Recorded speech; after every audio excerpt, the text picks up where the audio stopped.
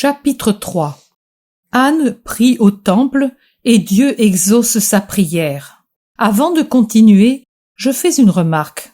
La maison ne m'a pas semblé être celle de Nazareth que je connais bien.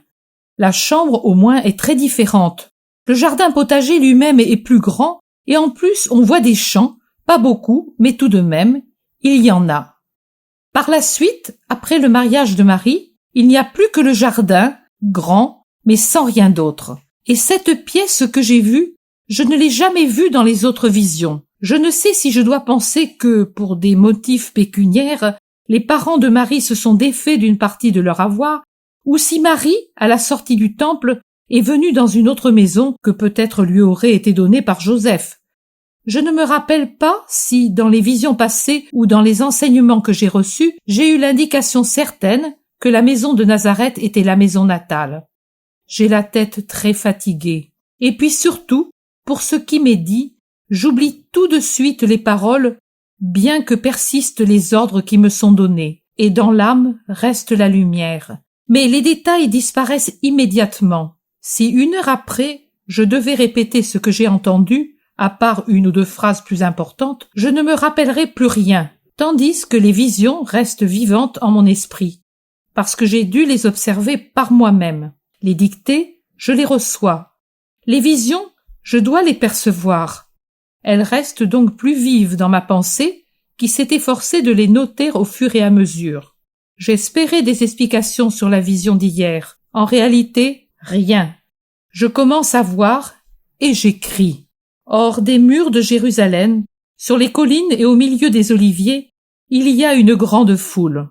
On dirait un immense marché, mais il n'y a pas de bancs ni de boutiques, pas de voix de charlatans et de marchands, pas de jeux. Il y a quantité de tentes de laine brute, certainement imperméables, étendues sur des pieux fixés au sol, et attachées aux pieux des branches vertes qui y font une fraîche décoration. D'autres, par ailleurs, sont constituées de branches fixées au sol et faisant de petites galeries vertes. Sous chacune, des gens de tout âge et de toutes conditions parlent doucement, avec un recueillement que troublent seulement les cris d'un enfant. Le soir descend, et déjà les lumières des petites lampes à huile jettent çà et là une lueur sur ce campement étrange. Autour des lumières, des familles prennent leur repas, assises à même le sol, les mères avec les plus jeunes sur leur sein. Beaucoup de bébés, fatigués, s'endorment avec encore une bouchée de pain entre leurs petits doigts roses et laissent tomber leur tête sur la poitrine de leur mère comme les poussins sous les ailes de la mère poule. Et les mamans achèvent, comme elles peuvent, leur repas avec la main qui leur reste libre pendant que l'autre serre sur leur cœur leur enfant.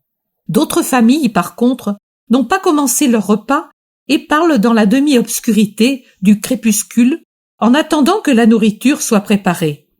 Des feux s'allument çà et là autour desquels s'affairent les femmes.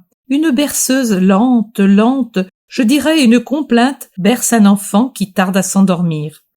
Là-haut, un beau ciel serein prend de plus en plus les teintes d'un azur sombre. Il devient comme un énorme voile de velours soyeux d'un noir azuré sur lequel tout doucement des artificiers et des décorateurs invisibles fixent des gemmes lumineuses, les unes isolées, les autres groupées en de bizarres figures géométriques, parmi lesquelles brillent la grande ours et la petite, avec leur forme de char, dont le timon reste attaché au sol après avoir détaché le joug des bœufs.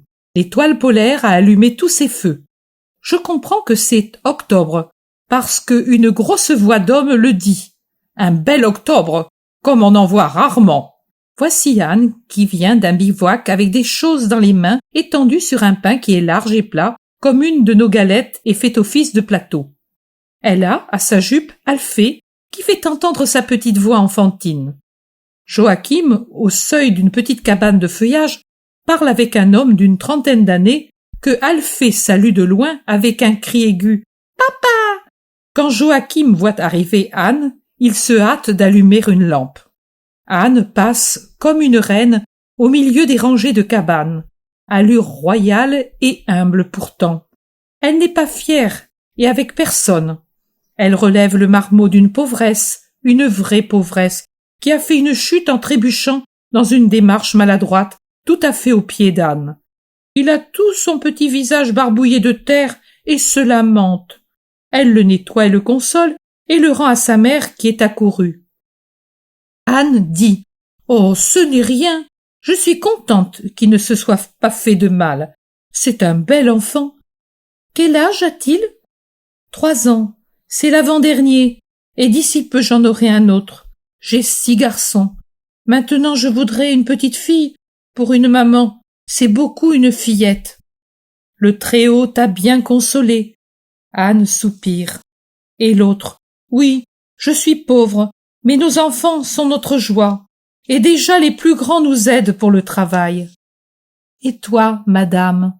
Tout montre que Anne est d'une condition plus élevée, et la femme l'a bien remarqué. Combien d'enfants as-tu? Aucun. Aucun? Il n'est pas à toi, celui-là? Non, c'est celui d'une très brave voisine. Il fait ma consolation. Les tiens sont morts ou bien?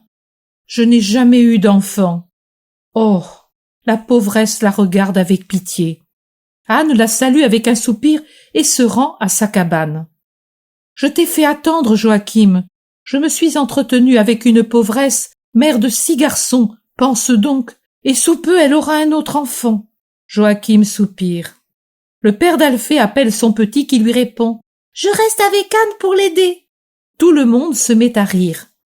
Laisse-le, il ne dérange pas. Il n'est pas encore tenu à l'observance de la loi. Ici ou là, ce n'est qu'un petit oiseau qui mange, dit Anne, et elle s'assied avec l'enfant sur son sein. Elle lui donne de la galette et, il me semble, du poisson grillé. Je vois qu'elle travaille avant de le lui donner. Peut-être elle enlève les arêtes. Elle a d'abord servi son mari, elle mange en dernier. La nuit fourmille de plus en plus d'étoiles et les lumières se font de plus en plus nombreuses au campement. Puis, insensiblement, beaucoup de lumières s'éteignent. Ce sont celles de ceux qui ont pris leur repas les premiers et qui maintenant commencent à dormir. Le bruit aussi s'amortit insensiblement. On n'entend plus des cris de bébé. Seul quelque enfant qui n'est pas sevré fait entendre sa voix de petit agneau qui cherche le lait de sa maman. La nuit souffle son haleine sur les choses et les gens, endormant peines et souvenirs, espérances et rancœurs. Au contraire, peut-être, tout cela survit dans la mesure où le sommeil et le rêve leur apportent le calme. Anne le dit à son mari pendant qu'elle berce Alphée qui commence à s'endormir entre ses bras. Cette nuit, j'ai rêvé que l'an prochain, je viendrai à la Cité Sainte pour 2 fêtes au lieu d'une seule, et l'une sera la présentation au temple de ma créature. Ô Joachim! Espère, espère, Anne. Tu n'as rien appris d'autre? Le Seigneur ne t'a pas secrètement parlé au cœur? Non, rien, un songe seulement. Demain, c'est le dernier jour de supplication. Déjà toutes les offrandes ont été faites, mais nous les renouvellerons encore demain solennellement. Nous vaincrons Dieu par la fidélité de notre amour. Je pense qu'il t'arrivera la même chose qu'à Anne d'Elkana. Dieu le veuille, et que je puisse vite entendre une voix me dire « Vas en paix. Le Dieu d'Israël t'a accordé la grâce que tu lui demandais. » Si la grâce arrive, ton enfant te le dira en se retournant pour la première fois dans ton sein. Ce sera la voix de l'innocence, donc la voix de Dieu. Maintenant, dans le camp, tout se tait dans la nuit. Anne ramène Alphée à la cabane voisine et le met sur la litière de foin où dorment déjà ses petits frères.